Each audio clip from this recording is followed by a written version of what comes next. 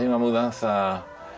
pero non é unha mudanza natural nos gustos da xente. E digo que non é unha mudanza natural nin espontánea, creo que é unha mudanza forzada, xa que de algún xeito os grupos galegos foron desaparecendo das programacións. Me creo que hai algún componente social, político, económico que fai que este tipo de formacións vayan desaparecendo. Non te podría decir moi ben cal é a razón, creo que son moitas as razóns que confluyen en esa situación que sobre todo a xente foránea lle sorprende moitísimo, non entende, porque como ao mesmo tempo que Galicia é un sitio onde a xente vai a estudiar que pasou coa música tradicional, por que non se rompeu a cadea, por que non se rompeu a cadea, porque existe, porque a música tradicional en Galicia está viva, non é unha cousa de museo, está funcionando na rúa, nas festas, está en todas partes, sigue cumplindo a súa función, que é de facer bailar a xente, como en un sitio que dá exemplo de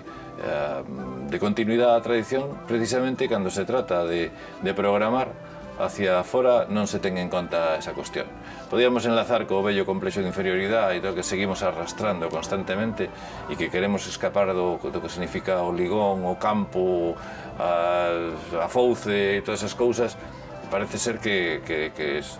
seguimos querendo escapar deso cando realmente é iso o que nos alimentou, o que alimentou as tradicións e o que fixo que Galicia o que hoxe en día é algo absolutamente irrenunciable, un complexo de inferioridade que non nos damos quitado de encima. A verdade é que non sei por qué, pero habría que mirar para outros sitios e como aqueles que si se lles rachou a cadea, agora están laiándose porque a súa música é unha cousa de museo e porque é moi difícil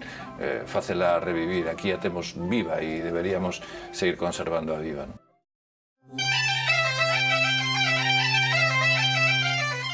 Bueno, utilizar o medio de expresión que utilizan a xente do pueblo que sigue sendo galego por maioría.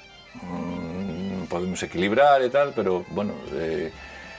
utilizarlo en todas partes, ¿no? Fundamentalmente. Si queremos que sobreviva, que ao mellor temos esa especie de tendencia suicida de decir, bueno, pues nada, pues si o galego se vai a merda, pues que se vaya. Bueno, tamén é unha opción, ¿no? Pero, desde logo, non é a miña, ¿no? E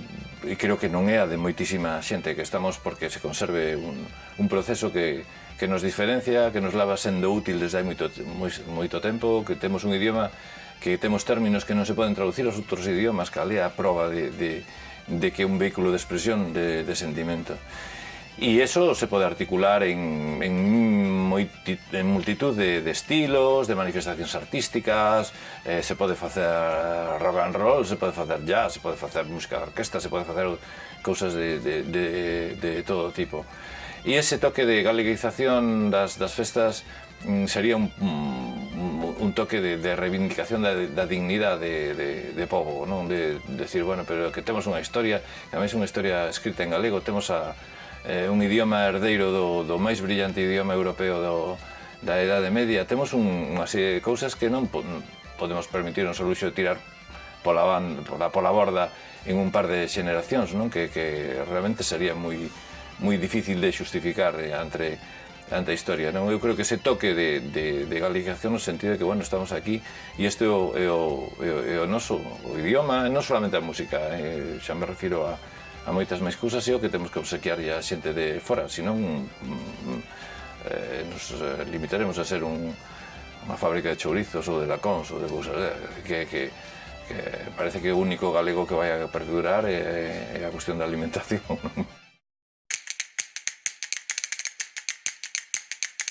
Que teñan en conta os gustos da xente, é dicir, que non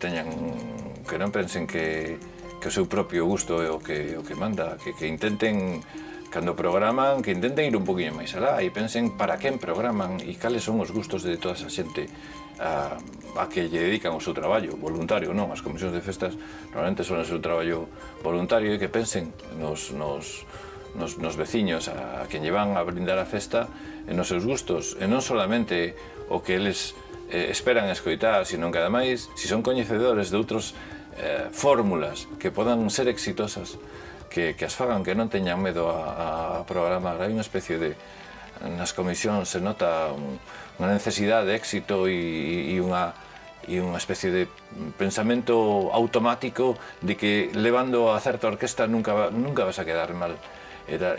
se aferran a esa historia e non progresamos, porque se ben eso é necesario, está ben, para nada un labor creativo, e ao non ser un labor creativo, un labor que crea cultura, que impulsa a composición de pezas novas, que impulsa a actualización da tradición, que impulsa moitas cousas novas, nos vamos a quedar aí simplemente a ser espectadores e a mirar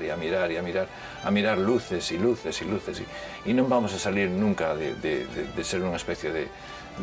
espellos que miramos luces e nos vamos para casa e non pasou nada. Quer dizer que é unha sociedade morta, é unha sociedade que non produce cultura por si mesma, que o único que fai é adaptar cousas de fora, é unha sociedade morta.